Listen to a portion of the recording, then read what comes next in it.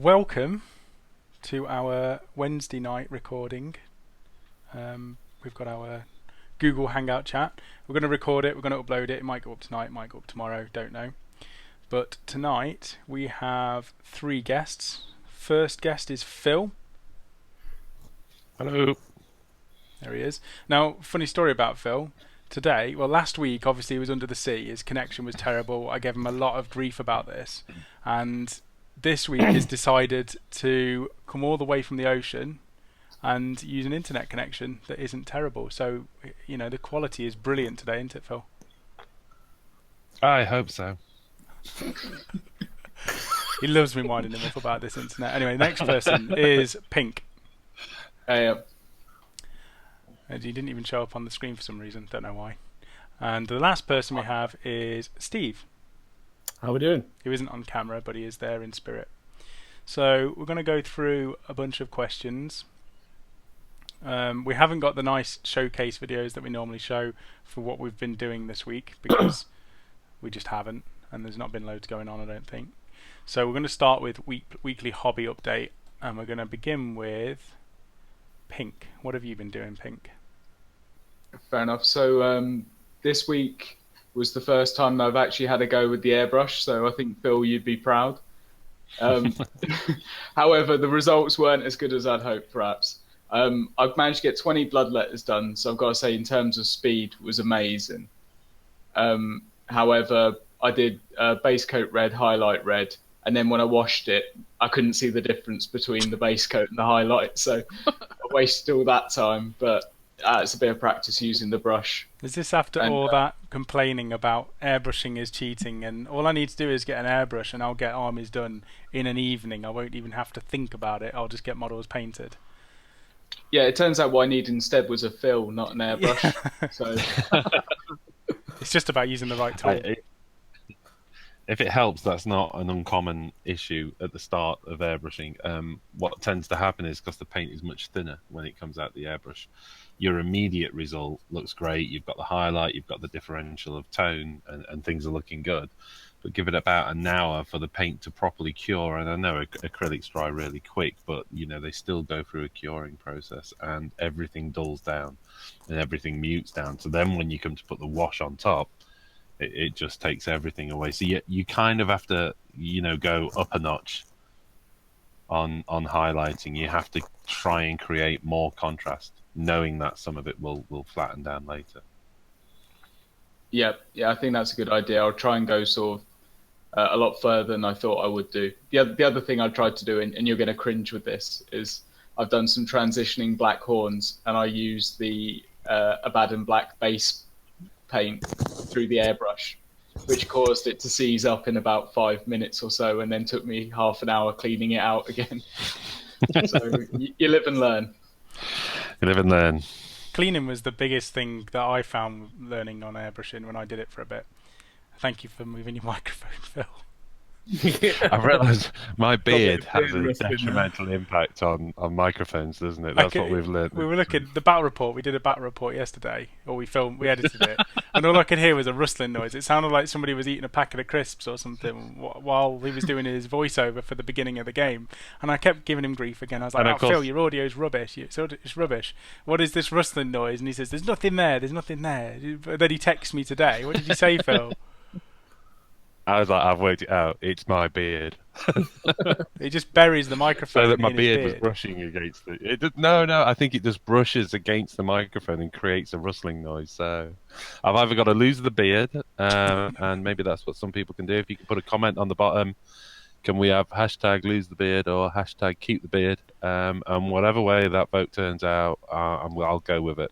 I'm gonna push lose the beard just because I know how much you love it. Brutal. Anyway, we were talking about airbrushing. So cleaning the airbrush I found was more of a process than anything else. Learning how to actually use the airbrush properly was one thing, but making sure that you cleaned it after every time you've used it and thinning down your paints so that it doesn't clog it up was another part of learning how to use an airbrush. And that Yeah, was- I think I've shot the footage for a quick tip on cleaning actually, so maybe we'll try and get that out this week. good stuff. So other than that, Pink, have you done much else this week? I think getting 20 bloodletters done in a week was pretty good, actually, hobby progress for me anyways. I was pretty happy with that. It's normally a few weeks before you get to the washing stage, so Exactly. I bet you feel really happy and like a hobby god at the moment. Exactly. So the plan now is hopefully to get something like Scarbrand done over the weekend. So perhaps might have some videos for that next week if we go around Fingers Phil's are crossed. So Good stuff. Okay, well, we've gone to Steve. What have you been doing this week? So this week I have finished Sigismund, so he's all done and dusted. Finally got him done after him being sat on a shelf for a while, just spray black. I've now started building my Contemptor Dreadnought and got the base coats done on my Centurion, who is a Forge Lord. Forge Lord. What have you done? What have you done conversion-wise on that guy? So I've took the Tech Marine from the Games Workshop box set that comes with the servitors. I've swapped out the weapons on the servitors for flamers because I don't think heavy bolters was an option. And I got the Power Fist from Pollux and stuck it on the Tech Marine, so he's got the Solarite Power Gauntlet. But that's about as far as it. Oh, I've also made a Cyber Familiar out of a floating little skull. So hopefully, once it's all finished, he'll look pretty good. Has he still got the servo harness as well then? Yes, he's still got the servo harness because he's still, for all intents and purposes, a Tech Marine. Yeah, they're my favourite bits in terms of doing Forge Lords. I'd done one for my Space Wolves, and just putting on that harness and having all the claws coming off at different angles, that makes the model for me. Yeah, and you know, and one of the great things about the servo harness is there is an option for him in the rules to either have a flamer or a plasma gun, and you know there is two things on the servo harness that could look like a flamer or plasma gun, so it's kind of handy in that sense. Sweet. So updates on those. I mean, Sigismund, he's the best character in Heresy, really, isn't he? Or one of the best. Yeah, he's one of the only Primarchs who's very apt at first captains who is very apt at Primarch killing. So it's just the re-rolls of successful invulnerable saves that just seems to hurt the Primarchs really well. That's from his Black Sword, isn't it? The Black Sword gives him something like +1 or +2 strength, AP2, and then it forces you to re-roll invuns, which is disgusting. But by himself, he struggles to take on Primarchs, I found, because he just dies. But if you put him with the Terminators, which we discussed last week, I think, Ping, the Terminators with the Storm Shields just take all of the hits, and then Sigismund just slaps the Primarch straight afterwards. So it's absolutely brilliant. Love Sigismund. Okay, anything else that you've done, or is that it? No, that is pretty much it hobby-wise. I have got my Death Army staring at me. I need to get on with my Death Army. Hey, drop Sigma. Cool. Phil, do you want to go, or do you want me to go? I don't mind. I can go now. Go now. Let's hear what you're doing. Yeah, it's well, very exciting developments all round, really. I've been working more on the Devil's Run boards for the local independent store, so that's just good fun because it's just painting tarmac and shouting things like "Witness be a mediocre" as you do it. So a lot of enjoyment at mediocre, and running around doing that kind of stuff. On top of that, my 3D printer arrived, my super budget build it yourself 3D printer. So I've constructed that and set that up and had a little bit of a faff around with that. And I've started to use SketchUp, which is a freeware, sort of open source freeware. Design the doors for the Mine Mortalis. So far I've got 2 door designs done. One which is like a standard iron door. So it's got, doing all the rivets and all the rest with a Gene Stealer cult symbol on there. And the name of my mining corporation, and I've also done. I couldn't resist it. I had to do a big double blast door, from the Aliens movie, the one that slams down in the loading dock at the end to stop the alien while they're getting through. So that sort of, it's kind of very deep and thick. So from a gaming perspective, it's about an inch thick, that door, but it does look amazing. So I've modelled one of those as well. What I might do is put some pictures together on that and drop it on the Facebook page as well. Just the renders, because they'll take some time to print, and I'm still setting the printer up. Yeah. But I think that's kind of from a hobby point of view, that's kind of an interesting development. I've always enjoyed doing scenery, and I do a lot of scratch building, so I'm quite happy working in plastic art and things like that. But I think it's going to be just fun to do the odd little bit in 3D printing, really. A little bit. It's not super high Everything. quality. Yeah, a little bit. It's not super high quality. I mean, that's the thing. It's good enough for scenery, I think, and that's the thing. I don't intend to be making parts for models or anything like that, but certainly for scenery, little lights and doors and things like that. Just fun to play around with that. So that's going to be fun. Other than that, we haven't got any rotating video, so I'm just going to recreate the experience for you. So there's one of the boards. Recreation. They're not working. It's not as good you as can what see. we filmed, I mean, though. there's a nice looking. It's like you put a load River. of stills together. Yeah. Pond. Yeah, I tell you what, that's right. we'll have some proper Like videos of the board once it's done. Yeah, we'll shoot some videos and put those up on the website. But they're great, so they're pretty much ready to go as well. So Good stuff. other than that, the airbrushing station's absolutely a mess at the moment, so I must have been doing something else. Oh, I know, I was putting some base colours down on Rachel's Seraphim. The flyers, I can't remember the name of them. Yeah. So put the base I don't colours know the down names. for those guys. Pteranodons, but that's probably from Ark. I don't know. Rippers? No, not Yeah, Rippers. Ripidactyls. It might be that, actually. Ripidactyls. There you go, Ripidactyls. So I've put the base colours down on those at least. Well, So she'll more be for you to happy. do, Sam. Yay. Well, that leads on to what I've been doing this week, which is not that much again. So I've been working on Rachel's Croak model for her Seraphim. It's like still, I don't know why it's taking me, well, I know why it's taking me so long. So I've done all of the base Started it colours. I started it again. I've done all of the base colours and I've done the main wash on it. So this week I'm going to aim to get all of the highlighting done. I don't know how it's going to, how long it's going to take. I've still been editing videos. We did a battle report which you and me filmed. So that's hobby. We did that at the weekend, didn't we? Hobby. Hobby. So that went Yeah, up it was good. today It was good. or yesterday, depending on when I upload this. Yeah. But there's it was I mean, Tyranids fairness. versus Word Bearers. It was good. It was good. It was a fun game, actually. I enjoyed it. I was hoping my Red Terror would do a little bit more. He didn't quite pull off the whole swallowing hole. Swallowing hole. But just, I mean, he managed it once, didn't he? I would have liked it He if he killed just pulled it off, the, say, 30 or 40 martyr times. of the squad, the sergeant equivalent for the Galvorbak. He ate him without him even doing anything. Yeah, he did. And then he almost did it to the Diabolist, but he's got a 5-up invuln, so he just said, no, leave me alone. Oh, of course. That was a jammy roll, though. I just rolled Come stuff. on, I mean, I over. got a lot of ones in that game. I got a lot of ones. And I also got 6s when it counted. So that's what I've been doing. The other thing I did Yeah, I mean, was- Go on. Sorry, go on. No, I was going to say, in fairness, you've been working really hard on the site, on the channel. So there's a hell of a lot of work been going off in the background as well, isn't there? So that's good news. There's been a lot of work, a lot of editing, a lot of things crashing and not working, and a lot of hearing rustling and crisp packet noises that I've had to sort. But hobby-wise, so I've done Croak, I've done the washes on him. I've also I made a new wet palette, which I was really excited about. I don't know why, but things like that excite me.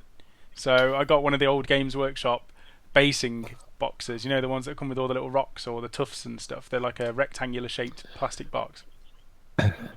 Yeah, this is a great exciting idea. for me. You know, it might not be exciting for you. very but you can just exciting. skip ahead. So I got that. I got some kitchen roll, and I used some greaseproof paper, and I made a template out of a plastic card, a thick piece of plastic card, so I can just keep cutting all the greaseproof paper out at the perfect size.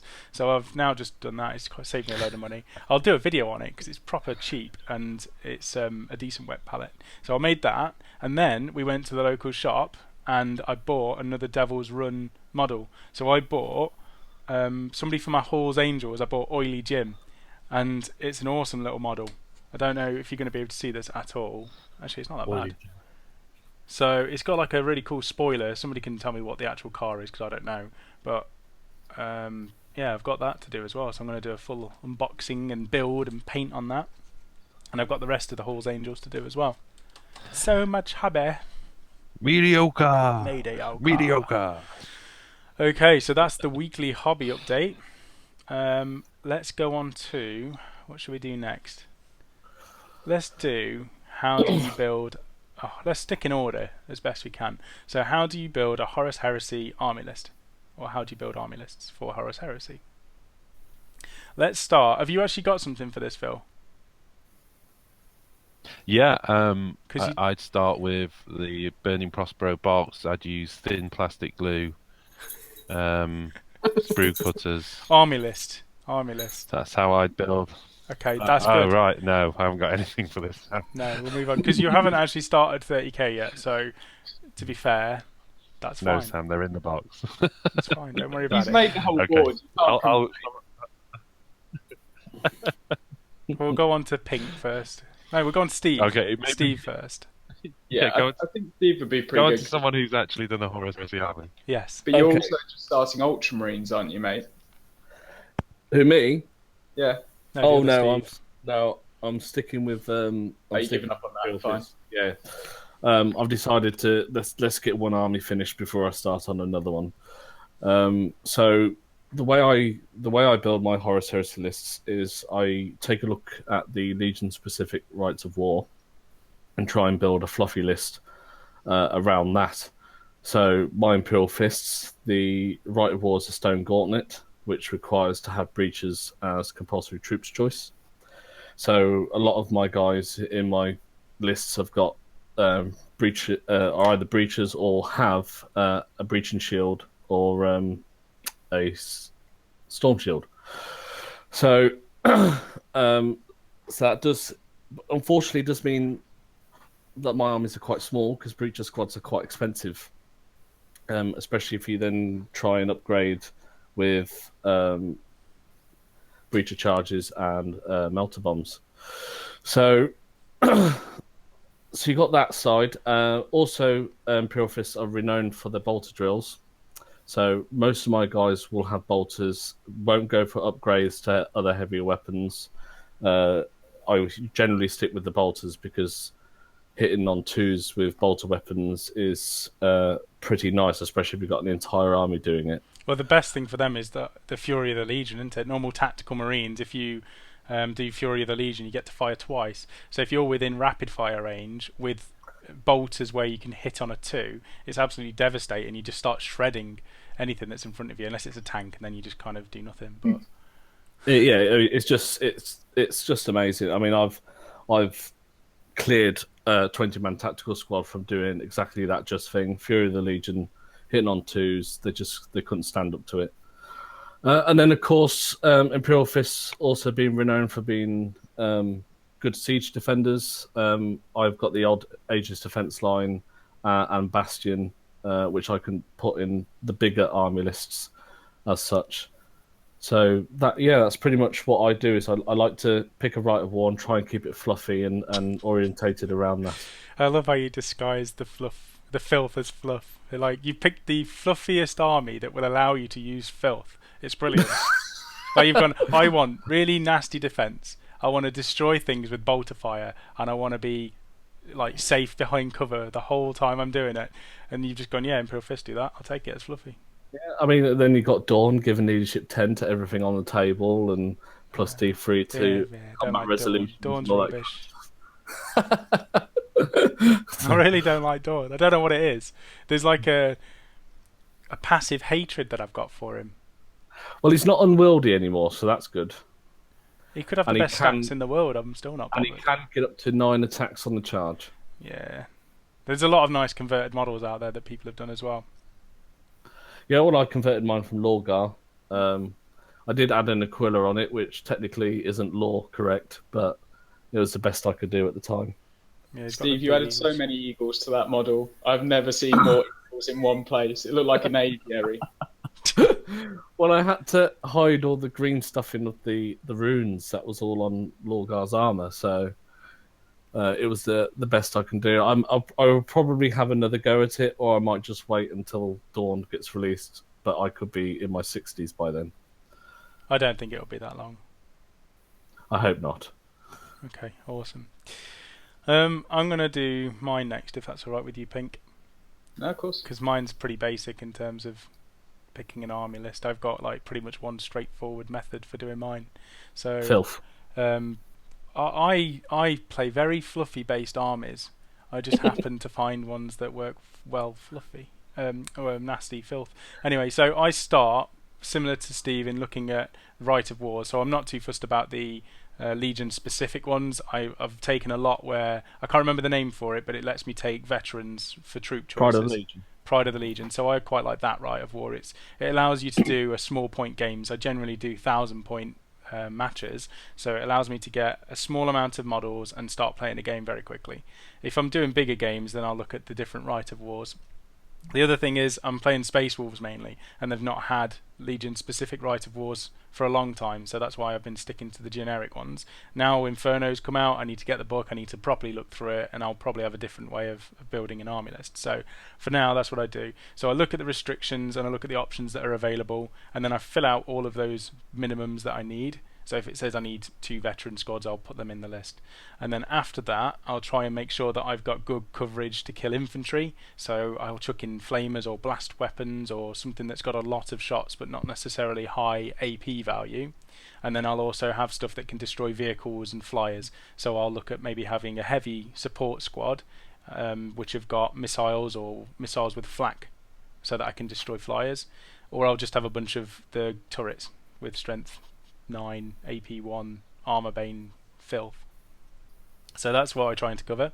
And then once I've done that, I try and chuck in as many HQ choices as possible. So I know they're not point efficient, but I quite like having very unique characters. So I'll do a Praetor with a bunch of different weaponry, and then I can model it and make him look cool. Or I'll do a Forge Lord and have the big servo harness on the back. I prefer to do my army building based around what the characters look like more than anything else. So that's how I build my lists. On to you, Mr. No, fair enough. That works really well for the Space Wolves as well, because I don't know if you've seen those rules now, but you have to have quite a few HQs. I'm really happy with the way they've done that, because you have to. I think it's the Wolf Lord, so it's the Praetor equivalent. I need one of those, which is fine. I'd put that in anyway. And then there's also the Speakers of the Dead and something else. There's 2 types of priests. There's 3 actually, yeah. It replaces your apothecary, your chaplain, and is it your Forge Lord maybe? Oh, I hope it doesn't replace my Forge Lord. Have a look. I might be wrong on that one. I hope you're wrong. But that's what I like. I mean, Space Wolves kind of, even their army building fits the style that I do, so I'm quite happy about that. What about you? Fair enough. I was going to say I kind of go the opposite way, because I think I overthink it. Because like you were saying with the HQs not being that point sufficient, I probably never spend more than sort of 10-15% of your army points on a HQ, because I just don't think you make it back unless you're going for a big Death Star. Yeah. But in terms of it, I try and have at least 1 scoring unit per 500 points at least, probably closer to 2. You got to think about anti-armor. By the time you get to anti-A, that's sort of like the 1,500 point games or more. And I think the other thing that's really critical is keeping transports on all your scoring units that need it. Yeah. Terminators less so, but guys out in the open with 3-up armor saves in Horus Heresy are just going to get smoked in like 1 turn by Scorpiuses or something like that. You taught me the lesson though, didn't you, when it was my Space Wolves versus your Blood Angels, and I had all of my guys just running on the floor, no transports whatsoever, and everything of yours had either a Rhino or a bike or a jump pack, and you just outmaneuvered anything I tried to do. There was no way I could actually play it. Well, that was the other thing is that if you've not got a transport or you're not got a fast unit, if you're having to play objectives missions, it's so difficult because you can only go so far. But you'll love this about because now you can, if you're in a Rhino, you can move 6 with the Rhino, get out 6, and then also run. Oh wow, that's as well. And so have a look for those, because there's a few different rules to the Space Wolves that make you actually like super quick just with your regular guys. But yeah, in terms of small games, I mean, it's things like rapiers. People often overlook them, but attack bikes are dirt cheap for what they do. Everyone knows that javelin land speeders are just pretty much criminally undercosted. And then when you start getting sort of like high and you start got thinking about more things like Spartans, then you start thinking about more stuff like if you need to put in dreadnoughts with grav fists or chain fists, that sort of stuff. Yeah. So generally, that's the sort of thing I do when building my list. I probably overthink it, to be honest. But it's the same sort of stuff as you were saying. So get like a rite of war, and then sort of start thinking about what units does it let you bring, what does it stop let you bring. Yeah. So, for example, if you're doing orbital assault, you can't bring anything that can't deep strike. So I imagine for like Steve's Legion, that would pretty much stop him bringing them with his lot, because there's many models you've got that actually can deep strike, is it, Steve? Yeah, I mean, my Rite of War does not allow any deep striking, so and Pollux is a void commander, and one of his bonuses is he can is deep strike warfare, so it kind of rules out his special rule, really. But for the extra toughness, it's something that I can quite happily give up. You're like a turtle.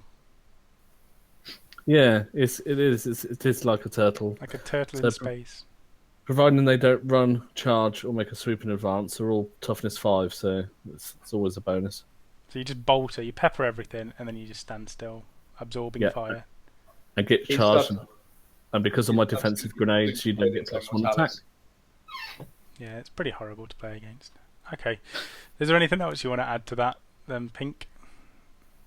No, I think that's fine. I'm quite happy. I'll add up some sort of example lists that I've been working on, if you fancy, to the website or something like that when that goes. Yeah, as soon as the website's live, we'll post up we'll have army lists for all the different games, and people can post their own as well, and examples of what they do. For now, we can only really use the comments below, but if people want to post army lists that have worked for them, just try to leave out the points of individual like weapons and upgrades, just do an overall list, and other people can work out the costs afterwards.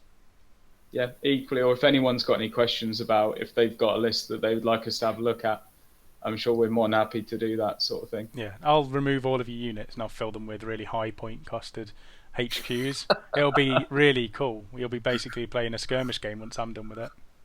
And I'll fill it with buildings and walls. Yeah, fluff.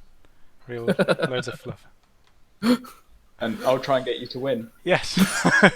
So really, the only person to contact is Pink. So just ask below, could I have some help, please, Pink? And we'll see if he can get back to you, if he's not too busy after building his own lists. Okay, Philly, you still there, or have you fallen asleep? I knew he would have gone. I think he switched his mic off. He just disappears. You start talking rules or army list or anything, and he's probably just sitting there painting. What are you doing for? He's painting. He's such an artist.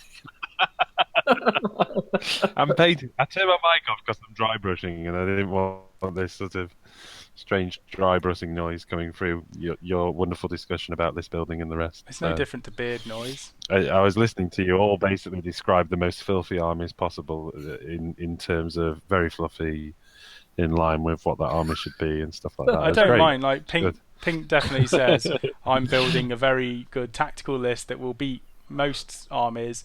I can do most objective games, and that's fine. You know, you've admitted that. Steve's like, oh, I'm playing a fluffy army. It's like, no, it's disgusting. It's filthy. If anyone uses fluffy, they're hiding something. Yeah. Well, he's like Luke. Luke says it all the time, isn't he? The main thing that Luke says is it's fluffy because at some point in the history of the Horus Heresy, that legion had, you know, one of them in the army list or in the story somewhere. So then he can just fill the army list with them. It was like the last one we were chatting to him about, the White Scars. Yeah. He wanted, like we were saying, White Scars are obviously really fast, they're mobile, they can deal with everything in combat really quick and stuff. So Luke's like, oh, I'm doing Cataphracti Terminators, the slowest Terminators you could possibly put in there. And he was like, yeah, all the Primarchs had Cataphracti Bodyguard. That's cool, yeah, it's fine. Are you taking the Primarch? No. So why are you trying to justify this? He just wanted Cataphracti Terminators. I'm just imagining them on bikes now as well. Oh yeah, or jump packs. He would find a way to give them jump packs and play it in Zone Mortalis because it's fluffy. Yeah. We love bullying Luke. I'm sorry, Luke. Sam, what What circumstance leads to a Marine desiring to carry both a bolt gun and a shotgun simultaneously? Right, so if you play in Deathwatch, which are supposed to be a highly skilled alien killing machines, I'd have thought they could take a shotgun Yeah, and a no, bolt gun, but they can't in the new FAQ. yeah, So, right. What, like well, instead they can one in take the left arm, one in the right arm? yeah, or over his back. Bit of Rambo. Hold it over his back. But their rules now, they can take a two-handed thunder hammer and use it in combat at the same time as holding a storm shield. So that's what I don't get. I understand, like, if you can't use a shield, a bolt gun and a shotgun and switch between the two weapons during the game. What I don't understand is how somebody's strapped a storm shield to a two-handed thunder hammer and is still using it to the same level of skill as somebody who doesn't have the storm shield. But anyway, that's a different. We're not going to go into that. I'm not even going to tell you then about my guys holding shields and their two-handed swords. Then No, let's just leave it out. Let's just leave it out. There's no point to get angry on here. This is a chilled out place where we talk about positive hobby, not shields with two-handed weapons. Okay, we're done with army lists. So we're going to go on. I mean, we're half an hour in. Let's go on to... Actually, we're not doing too bad on time. We've only really got 3 other questions. So we're going to go on to brushes. So brushes are key. Which are your favourite? So I'm going to start with this one. So I generally use Games Workshop brushes because they're cheap and they're easy to pick up from the local shops. And I've always found that Games Workshop standard sized brushes and the medium layer brush that they do currently are pretty good for doing the majority of the painting that I work on. The other brushes that I really like are the Winsor & Newton Series 7 range, and they are like probably, I mean, they're about 10 quid per brush, so it's about the same level as an Artificer brush from Games Workshop in terms of price, but the quality on them is superb. It's just I go through brushes quite quickly. I don't look after them as well as I should, and I like the cheap option compared to paying 10 quid a brush. So that's my main thing. The other brushes that I've tried, I've had loads off eBay, loads of different brands, and I've not tried the Army Painter range.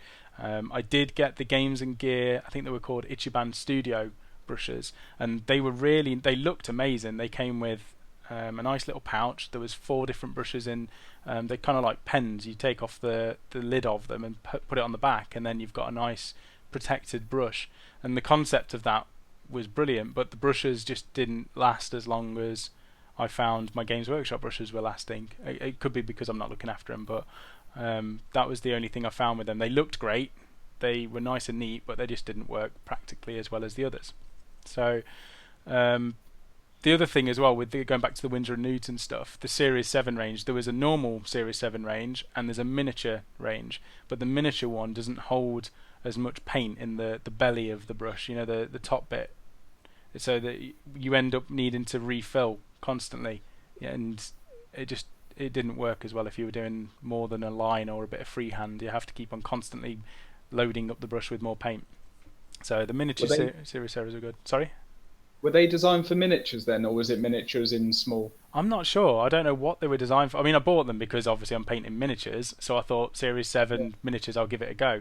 But the actual bristle length is like half the size of the normal lot, and it just doesn't hold any paint. Well, it does, but not enough for me. Yeah. So that's what I use. What about you? We'll go to Phil this time. Phil, what do you use? Airbrush. The power of his mind.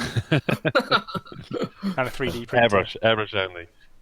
Well, I mean, I suppose we should count the airbrush, shouldn't we? Seeing as though an airbrush is indeed a brush. I know that's not necessarily the question. Airbrushes, I've actually got a range of airbrushes dating back to when I was about 8 years old, so that's before most of you were born. But the ones more recently I've been using is the Badger ones.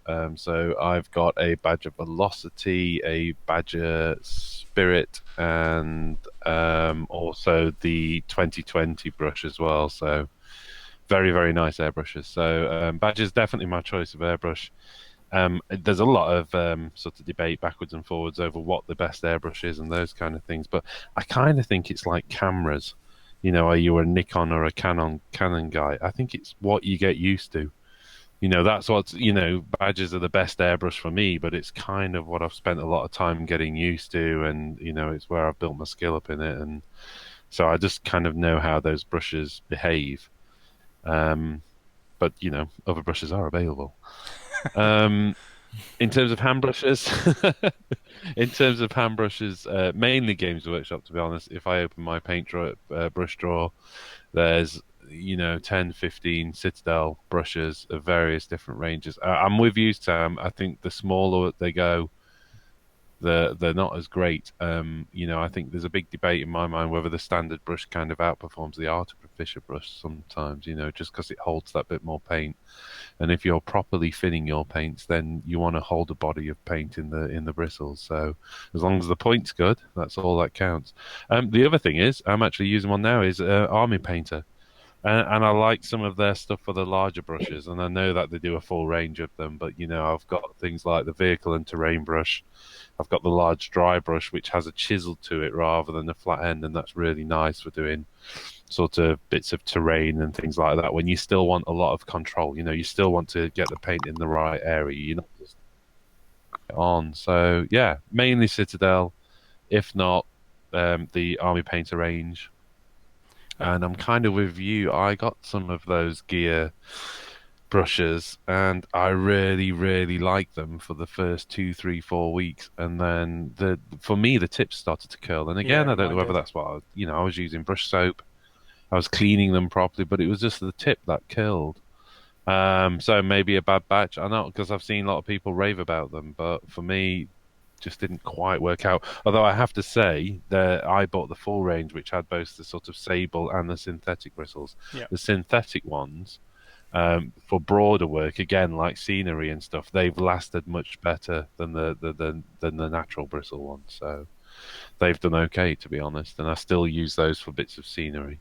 Well, I think the main thing as well is like when I was at the shop, I'd see some of the guys, like Liam in particular. Liam gets paintbrushes from.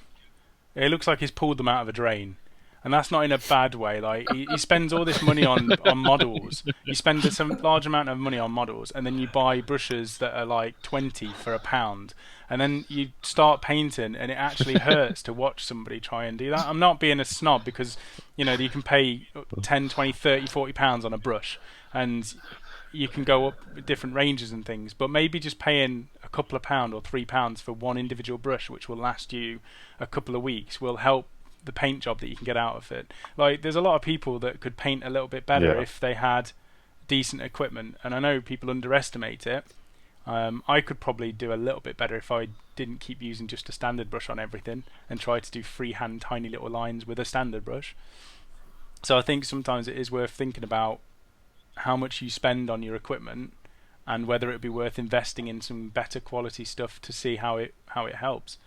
But yeah, we'll go on to. I mean, before we go on, Rory was the other one that I found hilarious. Like, he has the Army Painter brush range, and I don't know if it's just because they're designed to paint armies, they hold a lot of paint, or they just they're good for dry brushing or something. But he would just nail out an army in an afternoon, and he'd just use a massive brush. He wouldn't bother with the detail as much, but his army was done in a day, and it looked good. It was tabletop ready. So I don't know if that's a secret with Army Painter brushes. I've never used them. I don't know. Anyway, we're going to Pink. What brushes do you use? Yeah, well, just before we start on me, I've got to ask one thing, Phil. What the hell is brush soap? Brush soap. It's soap that you wash your brushes with. I've never heard that. It is a Give thing. me a second. Let me see if I can. Comes in It a is a little thing. tin. So here we go. This is. There you go. Can you see that, guys? If I hold it steady enough. You've got a better one than me. I went Masters on eBay and just brush bought soap. a basic one, Da Vinci cleaning soap Is for that- brushes. Well, I've had this tub of Masters brush soap from when I was at university. So it lasts forever. It literally lasts forever. Because all you'd ever do is just use a tiny amount to wash the brush in. So yes, it is simply what it says on the packet. It is soap. So you wet the brush in clear water, you swish it around inside the soap, you rinse it off, and it just acts like soap would on your hand. It just cleans the bristles down properly. So it helps keep the brush in good condition. Yeah, I don't do it every time I clean the brush out, but certainly at the end of the day, and certainly with the natural fiber brushes, sable and things like that. So yeah, definitely at the end of the day, and like I say, it uses such a tiny amount. I mean, it's basically like a bar of soap. So imagine scrubbing a wet brush on a bar of soap, but you literally just scrub it around in there, and as you can see, you get a bunch of soap on the brush and wash it off, and job done. The thing with pink is whether it tastes all right, because obviously he uses his mouth as a palette and Well, Yeah, is it water poisonous? part. That's exactly. important. Well, you use the natural enzymes that occur in your mouth to clean your brushes, so you probably don't need brush soap. Paint. You're Yeah, fine. that's why I run out of You just digest the paint out of your bristles. What do you use, Pig?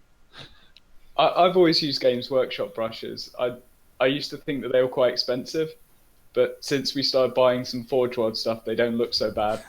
I think also that the quality of them went up. I don't know if it's just the appearance, or do you think the actual quality of the brush itself went up? I think so. It's probably Yes. just a placebo effect. New brushes are better now, so Yeah. until they The all other start thing- curling. I do agree. I mean, these new range of brushes that they brought. I mean, was it been a year or two now since these brushes have been out? Just a lot better than what the old coloured tipped ones were. The standard brushes used to be really good from the old lot. That's what I really liked. The new stuff, the artificer brush is amazing, and I don't really use many of the others other than the layer brushes and the artificer brush. I pretty much don't use. I mean, I've got all the others. I've got dry brushes and all that, but I don't use them as often as I do with those. That's the only thing. Yeah. And I Yeah, I'd find that say they the same. curl quite a bit. Some of the base brushes, in particular, they curl at the end, whereas the layer brushes don't do that, I find. Yeah. The thing I'd say is that actually, if you've got a small layer brush, I don't tend to need anything smaller than that. As long as, like Phil said, the brush has got a good tip on it. That's all that really matters, to be honest. Yeah.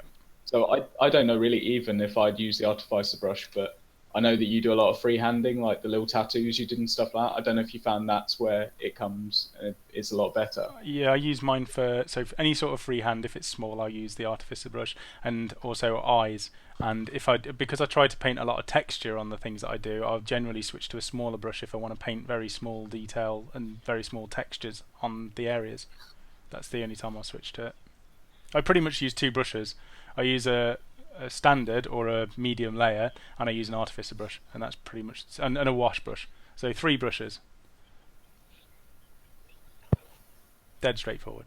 Anyway, Steve, are you going to enlighten us with any more brushes? No, I think you pretty much said all of. I mean, the artificial brush is probably my most favourite. It's just a pleasure to use, and it's a really nice brush. Yeah. Definitely money well spent. I also do like the large dry brush for painting tanks, because I do dry brush, and I just find it's so much easier with a bigger brush. Definitely, switching to a bigger dry brush when it comes to the tanks. You've got to, otherwise it will take forever. Yeah, and on the old brush set, they just had the one type of tank brush. And when you've got like bigger vehicles like the super heavies and stuff like that, it still took a time and a half. But now they're slightly bigger. There's different variations, and you've got the scenery brushes as well. So the scenery brushes are fantastic. I mean, I use one round Painting your fills. Baneblade. Yeah, I use one round fills for helping out with the Mortalis board. So, and it was such a nice brush. Yeah. I love that your problem was you had too many super heavy tanks to paint and not enough suitable brushes for them. You just go around to Phil's and say, Phil, could you show me how an airbrush works, please? And just just paint this in the process. I mean, I've got my Spartan that needs doing soon. I need to get a I'll Spartan. bring that round. I'm joking. I'm dry brushing on my vehicles. It'll be fine. Okay, so that's brushes. Now, the next question we'll move on because we've got about 15 minutes left, so we're going to try and nail 2 of these questions in the next 15 minutes. If it does go over, who cares? So we're going to start with, how do you limit spending on the hobby? Who wants to go first? I mean, I've got 3 rules. I think Steve should go first. Steve should go first after that laugh. Yeah, that was a nervous laugh. Well, I used to limit myself on finishing one project before I start another. Mm-hmm. However, that kind of stopped when the Gash came out. When Nagash came out, I literally threw my wallet at Games Workshop.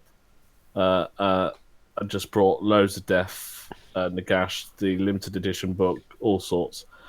And I'm still trying to catch up on that massive horde as we speak. So, yeah, I used to try and do it one project at a time. It's got to the point now where I've got so many different projects going on at the moment that I need to force myself to finish one before I start another one. Mm-hmm. So, when I finish one of these projects, I will probably treat myself with something nice for one of the armies that I currently got. But the one thing I don't limit myself on is the essentials like paint, glue, new brushes, etc. Those things I don't limit. If I need it, I will go get it. I think you've pretty much done the same as me. Yeah. I mean, I've got the 3 very basic rules. So the first one is not allowing myself to buy any models until I've caught up with the other ones. But I do say I have 1 Age of Sigmar army, 1 40k and 1 30k at the moment. If I get into more systems, like I'll be doing Blood Bowl, so I'll have 1 Blood Bowl force, or anything else, Devil's Run, I'll do 1 Devil's Run faction. I try to limit myself to 1 at a time, and then once I've finished the 40k army, I can then buy another one and start doing that. So I have different projects on the go at the same time.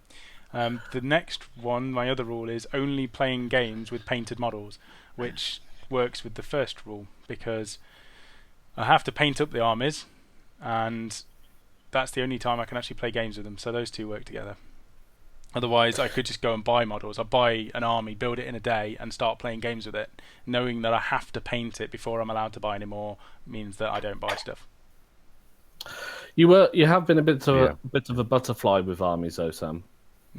Yeah, well, this is why I've had to give myself these rules. Like your Night Lords. Night Lords. I've done a lot of armies. Let's just leave it at that. I like the hobby. I like buying. Buying is my favourite part of the hobby, actually. I'm not going to lie. Building and painting and converting and playing games, they're all parts of the hobby. But buying an army is the best part for me, without a doubt. So the third one is similar to you. I mean, no limit on hobby products within reason. So I can buy paints, brushes, paintbrushes, everything. There are a lot of products that I would buy that I'd have to remortgage the house. Rachel would not be happy if I just went and spent all of my money on every product range out there. So I've always got something like the AK Interactive range. I absolutely love the stuff that they do, but I can only buy so much at one time. But generally, supplies, I just buy them whenever I need them. And obviously Rachel limits my spending, so she earns all the money at the minute. It was fine before where I was earning some as well, but at the minute she has all the control. So if I say, "Oh, Rachel, welcome back to coming home. I just spent 200 quid on a new army," then she ain't going to be happy. She'd probably let me do it, to be fair, but I don't want to irritate her, so it's not worth it. So, my wife limits my spending. So there are 4 things that stop me spending, and I've actually been better for it. I've finished projects, I'm actually getting stuff done, and I'm not bogged down with, my wardrobe was just full of models at one point because I just bought too much stuff, so that's not a case anymore. Anyway, Phil, how do you limit spending? Does he have a limit? No. Well, I consider myself a force of chaos. I don't like to be bound by rules of mortal men.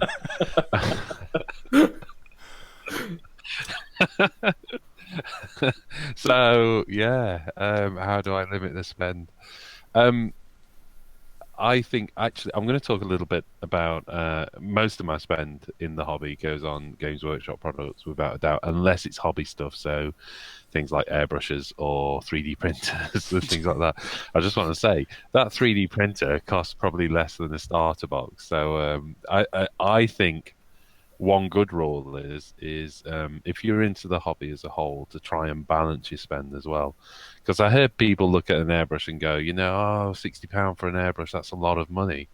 And it's like, yeah, or that's 1 box of models as well, and you just bought 3 of them. So I do think you can try and strive for a balance between buying models, especially when you've got a stack building up of unpainted, unbuilt models, to kind of maybe spending in the the hobby side of it. So getting paints in, getting brushes in, and little bits of hobby tools and things like that. Because I think that kind of helps, because what is, you can invest a little bit more time and effort in the models themselves, and be a bit more satisfied. Get result of that, not just satisfaction from buying them.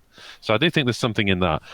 I think there's another thing as well. I'm really happy with how Games Workshop have moved away from limited edition things, and things like, I think a real low point for GW in its strategy was the Void Shield generator, which just created bitterness amongst the gaming community. There was those people that got them, and there was those people that didn't, and then there was a huge secondhand market and people asking ridiculous amounts, and of course everybody's just kind of venting frustration and annoyance and anger at each other, and I'm glad they've moved away from that, because I think one of the best ways to limit your spend is to realize that it will still be there later. You don't have to buy it the minute it comes out. It's nice to, but I really, really want to do a Dark Eldar army, and the latest set of books makes me want to add Dark Eldar faction to my Eldar and my Harley Quinns and all the rest. And it's like, so the temptation is to dive out and buy the box set and all the rest and get on with Dark Eldar, and then you go, well, but you'll still be there next year, and I'm going to finish off this project first. I'm going to get my Gene Stealer cult done and those kind of things before I start buying Dark Eldar. So, it is nice to own something as soon as it comes out. And I think obviously part of Games Workshop's marketing strategy is to create hype and excitement around the product at release. And that's cool. They're a business. They need to sell models. I get it. That's fantastic.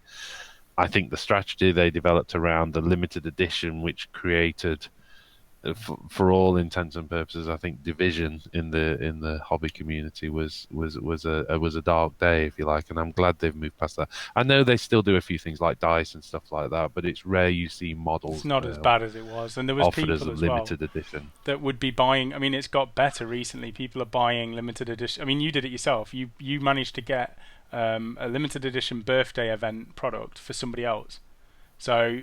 It's not even somebody that you know. Yes. Like you bought it and you went to the trouble of getting it for them and then sending it to them. And it's things like that. Like everyone's in the same community, in the same hobby. Why can't everybody just help each other? I want certain models that are out of my reach. If somebody else can pick it up for me and not necessarily profit from it by helping me out, why can't everybody just do that? It's It's exactly. I mean, when Angel's Blade came out, and the limited edition book for the Blood Angels was available, that sold out, and instantly you look on eBay and it was going for £100 or £200 more than what Games Workshop were asking for.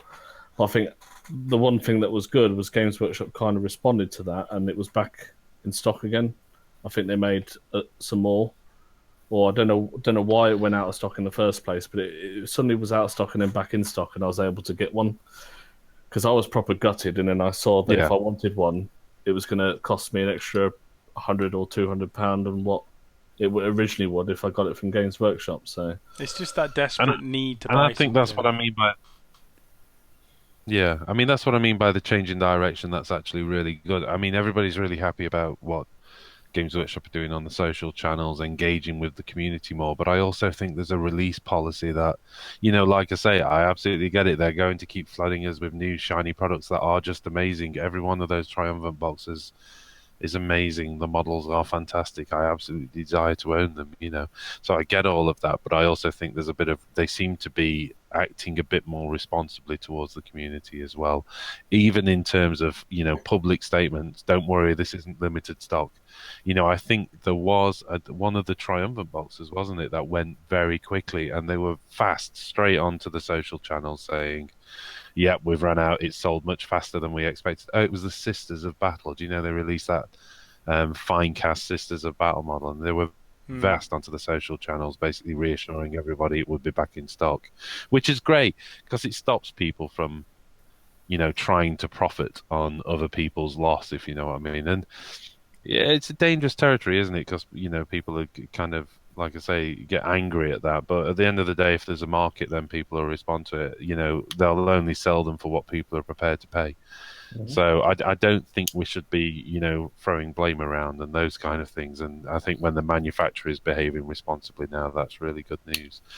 So, in terms of controlling that spend, realizing it's still going to be there tomorrow, it's still going to be there next week. And if you really, really want that, you'll get around to it and then you'll do it.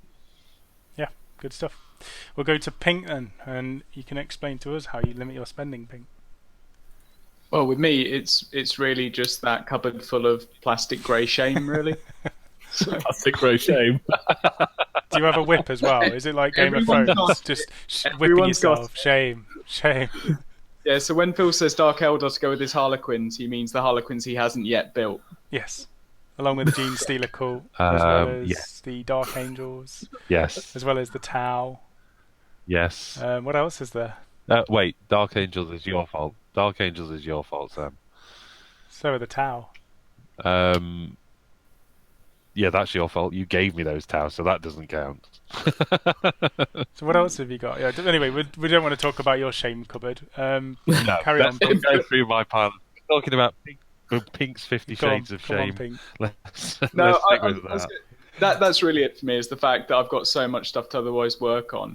But I tell you what goes the other way is when you walk into a Games Workshop and you see your mates and you've seen that they've just bought a brand new army and you thought, I was doing so well. and then your resolve just breaks. And you're just like, oh, I want to buy one too. Or it comes to Christmas and they do those bundle deals. Yeah. Yeah, that's a good one. I thought you what meant they're like the for. one-click bundles. I was like, you don't save any money, but no, Oh, the no, Christmas deals are those good. big bundle Christmas deals, and you think, oh, it's been so good. Oh, no, I'll just start a new army. It's fine.